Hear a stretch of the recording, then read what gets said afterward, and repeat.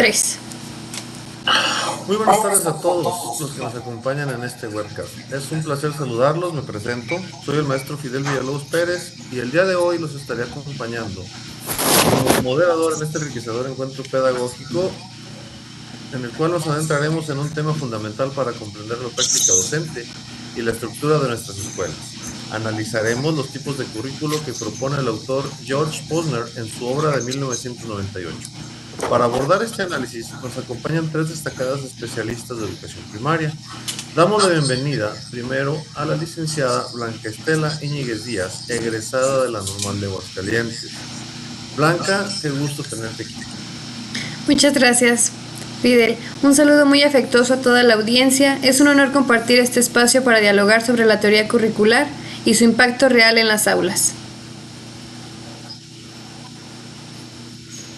También nos acompaña la licenciada Perla Lorena Ramírez Vázquez, egresada de la Escuela Normal General Matías Ramos Santos de San Marcos, Zacatecas. Maestra Perla, bienvenida. Hola, ¿qué tal? Muy buenas tardes, profesor Fidel. Y también a mis colegas del panel y a todo el auditorio. Me parece sumamente oportuno este webcast.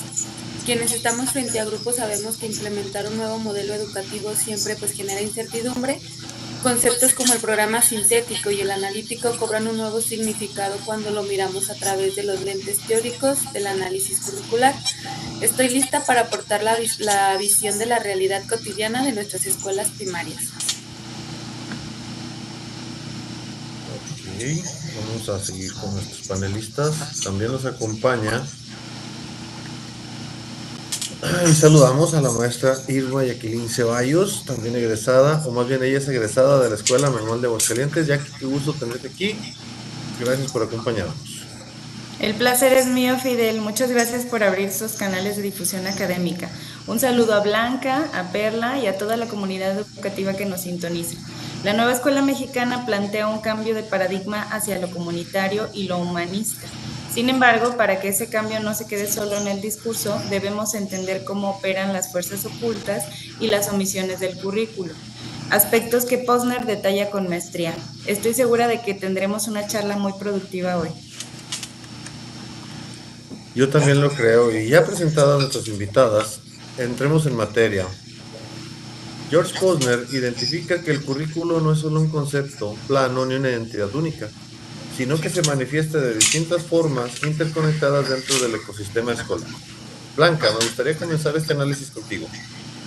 Posner abre su modelo explicándonos el primer tipo, el currículo oficial o escrito. En el contexto actual de la educación mexicana, donde hemos transitado hacia un modelo fuertemente basado en la autonomía profesional, ¿cómo definimos este currículo oficial y qué documentos específicos de la nueva escuela mexicana lo representan el día de hoy? Con todo gusto, Fidel. Para Posner, el currículo oficial o escrito es el documento formal, el texto legítimo que emiten las autoridades del sistema educativo. Su propósito es dar un orden en una base legal, una secuencia y una estandarización a la enseñanza. Es el mapa de ruta teórico que el Estado diseña para asegurar que ciertos aprendizajes son considerados esenciales y lleguen a toda la población. Si trasladamos este concepto de Posner a la nueva escuela mexicana, el currículo oficial está perfectamente representado en primer lugar por el Plan de Estudios para la Educación Preescolar, Primaria y Secundaria, editado por la SEP. Específicamente lo encontramos en los programas sintéticos de las diferentes fases, en nuestro caso la fase 3, 4 y 5 de la educación primaria. Aquí están plasmados de forma escrita los 4 campos formativos: lenguajes, saberes y pensamiento científico, ética, naturaleza y sociedades, y de lo humano y lo comunitario. También forman parte de este currículo oficial los contenidos y los procesos de desarrollo de aprendizaje, los famosos PDA, que vienen estipulados textualmente en los documentos nacionales, así como los nuevos libros de texto gratuitos. Es la norma escrita, es el ideal educativo del que el gobierno federal estructura para toda la nación. Muchas gracias, Blanca. Nos dejas muy claro que el programa sintético es la encarnación perfecta de este currículo oficial. Sin embargo, todos los maestros sabemos que el papel aguanta todo, pero la realidad es otra. Perla, pasando contigo, Posner nos habla del segundo tipo, que es el currículo operativo. ¿Cómo se define este concepto y de qué manera la nueva escuela mexicana, a través de herramientas como el programa analítico y el codiseño, formaliza la transformación, formaliza o transforma esta transición del oficial al operativo? Es una excelente pregunta, Fidel, porque toca el núcleo de lo que hacemos los maestros todos los días. Posner define el currículo operativo como lo que realmente se enseña en el aula. Es el currículo real, el que experimenta el estudiante de primera mano. Se compone de dos dimensiones. La primera es el contenido que el profesor decide priorizar y enfatizar en su clase diaria, y los resultados que verdaderamente se evalúan. Posner advierte que suele haber una brecha enorme entre el plano escrito la operación real por factores como el tiempo, la infraestructura o el contexto. Lo revolucionario de la nueva escuela mexicana es que por primera vez el sistema reconoce legalmente que el currículo oficial debe de transformarse deliberadamente en currículo operativo a través de la autonomía profesional del magisterio. Esto lo hacemos mediante el proceso de codiseño y la construcción del programa analítico.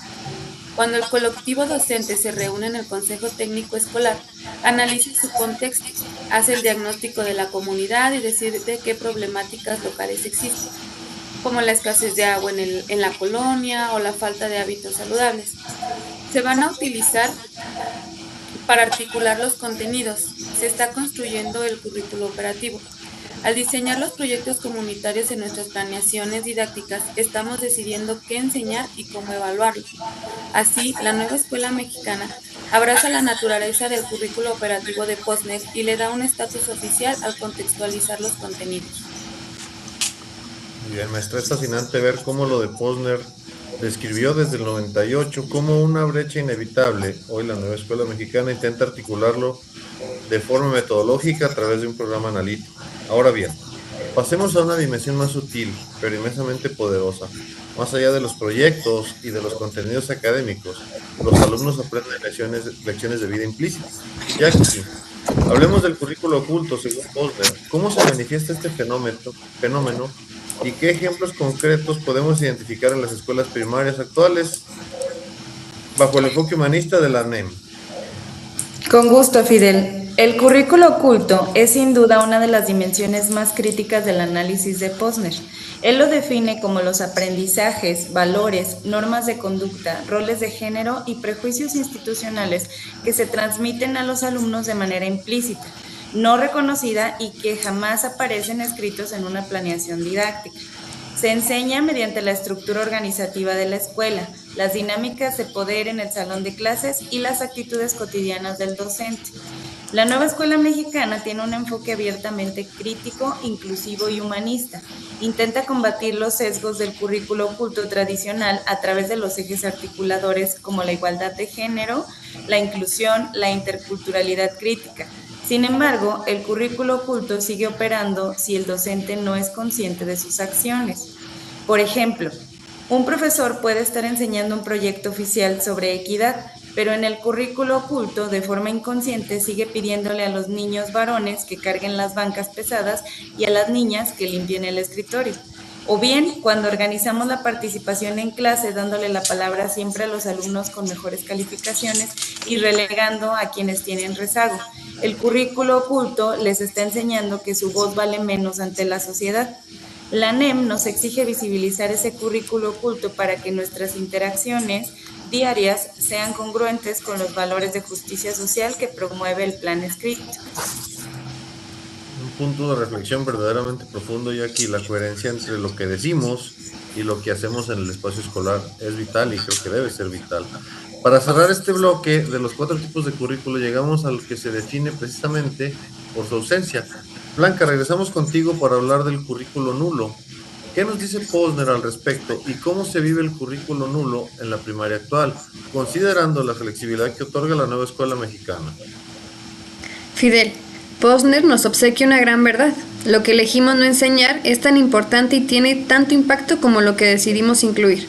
El currículo nulo son todas aquellas materias, temas, conceptos o habilidades que se omiten en la enseñanza, ya sea de forma deliberada, por decisión del sistema político, por prejuicios del propio maestro o simplemente por falta de tiempo y recursos.